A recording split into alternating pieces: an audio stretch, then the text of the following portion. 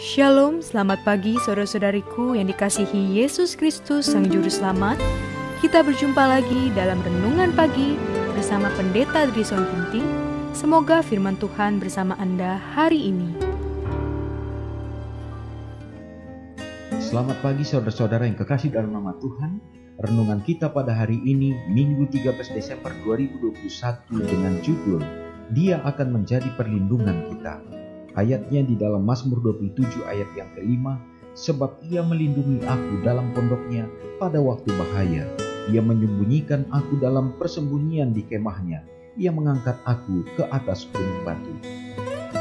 Ada sukacita dan penghiburan bagi orang Kristen yang tulus dan setia, yang tidak diketahui oleh dunia ini. Bagi mereka itu adalah misteri. Pengharapan orang Kristen itu besar dengan kekekalan dan penuh dengan kemuliaan. Pengharapan itu masuk ke dalam di belakang tirai dan juga sebagai jangkar bagi jiwa, tetap dan teguh.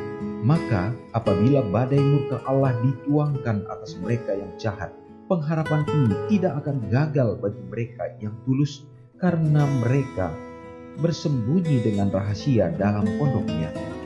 Ada masa kesukaran di hadapan kita.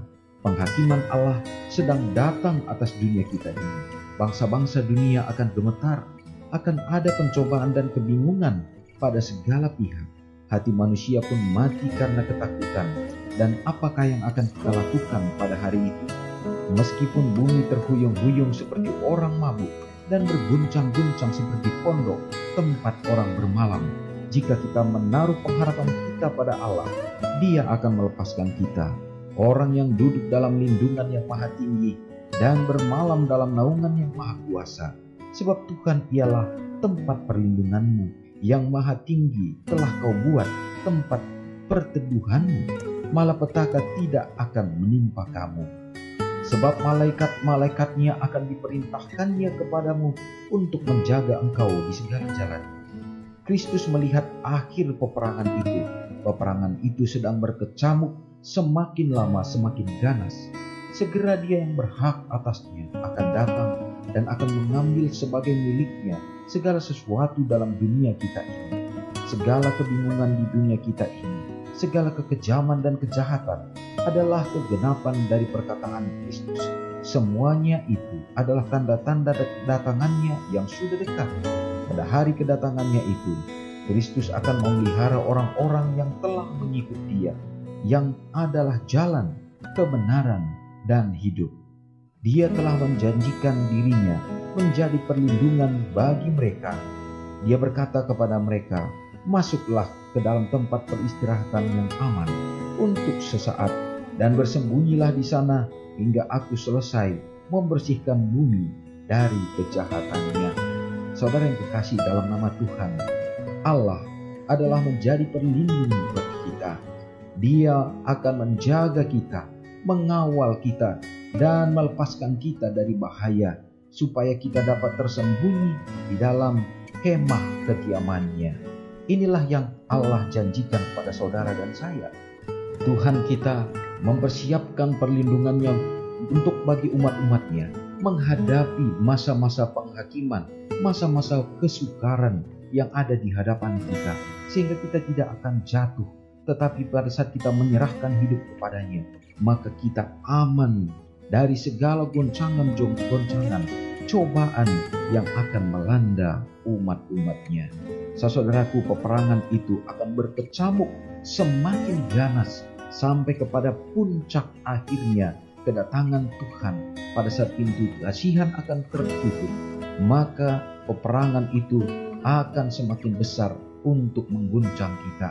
Marilah kita tetap setia supaya kita akan berada dalam perlindungan Tuhan. Dan pada saat itu, maka Tuhan akan katakan, sabaslah hai hambaku yang setia, masuklah ke tempat kediaman yang Tuhan sudah persiapkan. Kiranya berkat ini menjadi bahagian kita. Mari kita sama-sama berdoa. Bapa yang bertahta di dalam kerajaan surga, terpujilah Engkau ya Tuhan. Pada saat ini hati kami dipuaskan, hati kami diberikan pengharapan oleh karena penantian kami untuk mendapatkan kehidupan yang kekal. mendapatkan kekuatan daripada-Mu. Oleh karena kami percaya Bapa, menjelang kedatangan Tuhan, setan tidak akan berdiam diri. Semakin besar tantangan yang akan ada bagi umat-umat-Mu, tetapi Tuhan akan memberikan kekuatan dan janji itu akan nyata menjadi bahagian kami. Ya Bapa, tuntunlah kami untuk dapat dengan rendah hati menyerahkan kehidupan kami berada dalam tuntunan. Ya Tuhan, kami dapat melihat pada saat sekarang ini begitu banyak bencana alam yang terjadi di mana-mana. Biarlah kiranya Tuhan akan meluputkan umat-umat-Mu ya Tuhan, menjadi pelindung bagi mereka. Dan biarlah ya Tuhan kasih-Mu senantiasa tercurah bagi janda-janda dan anak-anak yatim piatu yang senantiasa membutuhkan kekuatan dan pertolongan dan kasih sayang datangnya daripada-Mu. Biarlah Engkau yang akan menjadi penopang bagi mereka. Ya Tuhan, hamba-hamba-Mu yang sedang berada dalam keadaan sakit, pulihkanlah mereka ya Bapa, jamah tubuh mereka untuk mendapatkan kesembuhan yang datangnya daripada Tuhan saja. Juga ya Bapa, tak lupa kami untuk mendoakan pada kesempatan ini. Begitu banyak umat-umat-Mu yang membutuhkan. Biarlah Tuhan memberikan pekerjaan bagi mereka untuk menjadi saluran akan berkat Tuhan, membawa kelimpahan dalam hidup umat-umat-Mu. Terpujilah Engkau untuk semua janji-janji berkat dan pengasihan bagi kami Bapa. Biarlah hari ini kami jalani dengan penuh syukur dan sukacita. Ampuni kami Bapa. Doa ini Hamba-Mu serahkan di dalam nama Yesus yang sudah menjadi juru selamat kami. Amin. Selamat pagi, salam sehat, Tuhan memberkati. Ingatlah Matius 5 ayat 13-16. Biarlah kamu menjadi garam yang mengasinkan dan terang yang menyinari kehidupan orang lain. Jangan lupa subscribe, like, dan share ke seluruh dunia.